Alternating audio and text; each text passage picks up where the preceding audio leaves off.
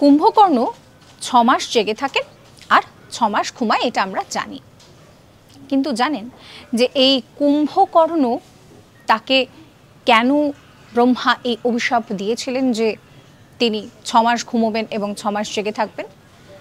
কারণ ছোটবেলা থেকেই কুম্ভকর্ণ ভীষণ দামাল টাইপের ছিলেন, আর কুম্ভকর্ণ যে পরিমাণে খেতেন তাতে ব্রহ্মা বুঝেছিলেন যে আর যাই হয়ে যাক, কুম্ভকর্ণ যদি জেগে থাকে তাহলে সে কিন্তু সমস্ত কিছুকে খেয়ে একেবারে ধ্বংস করে ফেলবে।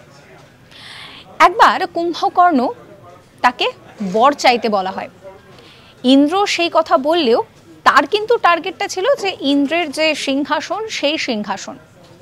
এরপর ইন্দ্র যখন সরস্বতীর কাছে বর চাইতে বলে, তখন কুম্ভকর্ণ কি করে না, কুম্ভকর্ণ সরস্বতীর জিভ টেনে ধরে এবং এরপর ব্রহ্মা বিষয়টাতে যথেষ্ট ভীত হয়ে পড়েছিলেন। তাই জন্য তিনি বলেছিলেন যে কুম্ভকর্ণ কিন্তু 6 মাস জেগে থাকবে এবং 6 মাস ঘুমোবে। একই সঙ্গে কুম্ভকর্ণ এই যে নাম, সেই নামের অর্থটাও আপনাদেরকে বলি। কুম্ভকর্ণ, কুম্ভ মানে হচ্ছে অলস, আর কর্ণ মানে হচ্ছে যার বড় কান।